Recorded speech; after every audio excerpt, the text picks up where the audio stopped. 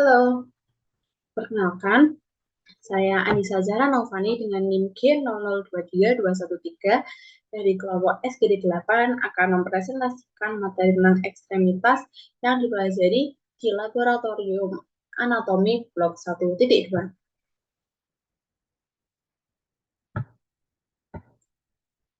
Di sini kita akan membahas tentang ACL yang biasanya terjadi pada pemain sepak bola.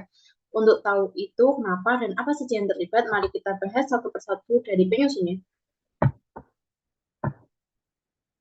Nah, yang pertama ada osa yang menyusun artikulatio genu. Di sini ada os femur, terus ada os tibia, tapi os fibula itu tidak berkontribusi dalam artikulatio genu. Jadi penyusunnya itu ada os femur dan os tibia. Di sini juga ada patella. Selanjutnya, ligamen yang memperkuat artikulatio genu itu yang pertama ada ligamentum collaterale lateral, yang kedua ada ACL anterior cruciate ligament, yang ketiga ada ligamentum patella. Selanjutnya masih ada lagi, yaitu ligamentum collaterale medial. Setelah itu ada PCL, yaitu posterior cruciate ligament.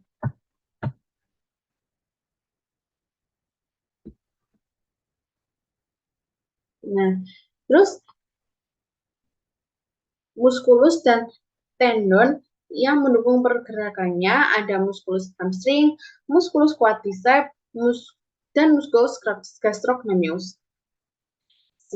Dan tendon yang mendukung pergerakannya ada tendon quadriceps, tendon hamstring, dan tendon patella.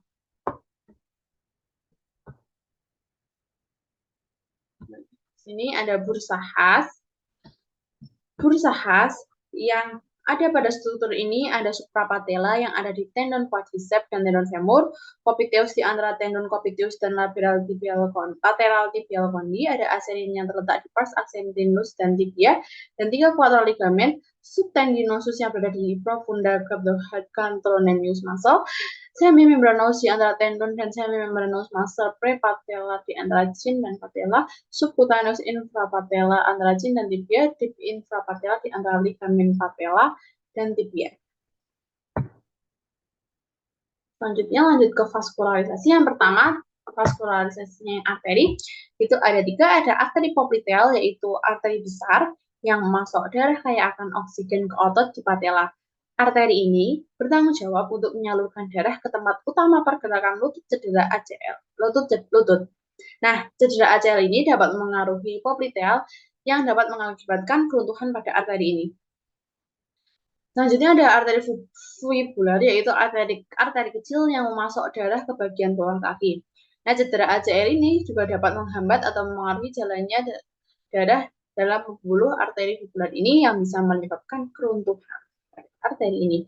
Selanjutnya ada arteri tibialis. Arteri tibialis posterior itu memasok darah ke bagian belakang kaki, dan cedera ACL dapat menghambat atau mengaruhi jalannya darah dalam pembuluh ini.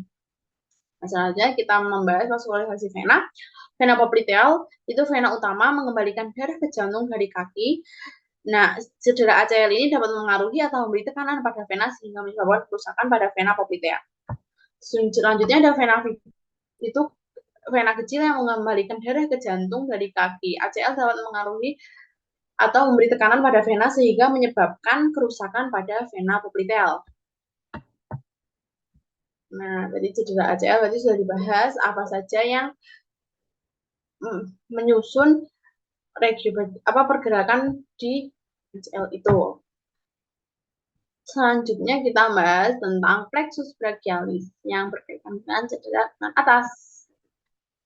Nah, plexus brachialis ini terbentang dari cervical 5 sampai thoraxis 1. Di sini ada C5, ada C6, ada C7, C8, sama T1 yang berarti ada cervical 5, cervical 6, cervical 7, cervical 8, dan ada thoraxis 1. Nah, ini juga terbagi menjadi bagian. Yang pertama ada bagian radix, ada bagian trunks, ada bagian divisi, ada bagian radialis, dan nervus terminus. Radix anterior C5 sampai C6 akan membentuk trunkus superior. Selanjutnya disc anterior C7 akan membentuk trunkus median. Nah, terus radix sampai trunkus 1 akan membentuk trunkus inferior. Ada beberapa saraf yang keluar dari radix ini. Yang pertama ada nervus dorsalis scapula, itu divisi anterior C5. Selanjutnya ada nervus thoracisus longus, itu dari divisi C5, C6, dan C7.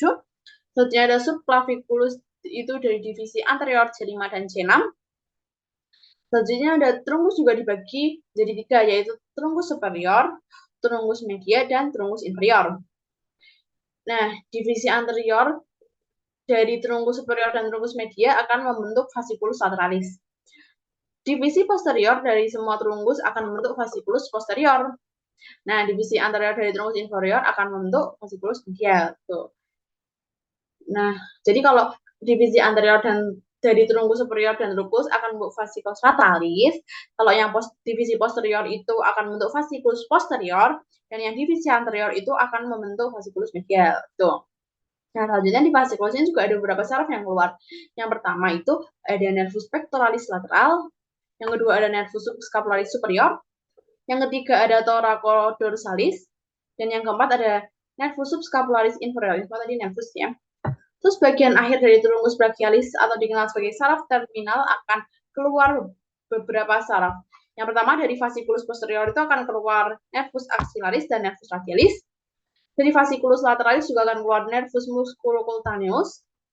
Dari fasciculus media akan keluar nervus ulnaris dan media cutaneus. Dan dari fasciculus lateral dan media akan keluar nervus medianus. Nah, selanjutnya kita akan membahas mengenai regio dorsum extremital superior. Nah, ini penyusunnya apa aja sih sebenarnya? Yang pertamanya ada musculus trapezius, yang ini. Terus ada musculus rhomboideus minor, ada musculus rhomboideus major, ada musculus latissimus dorsi, dan levator scapulae. Nah, di sini akan dibahas oligoinsersial fungsi dan inervasinya.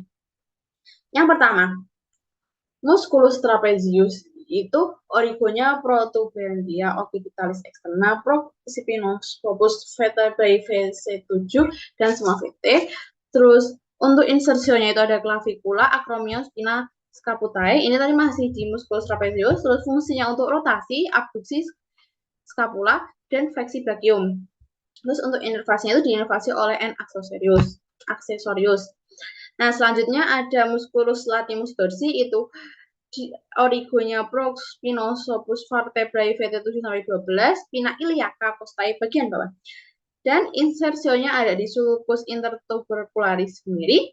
Fungsinya untuk ekstensi, abduksi, dan endorotasi brachium. Inervasinya ada di nervus thoracica.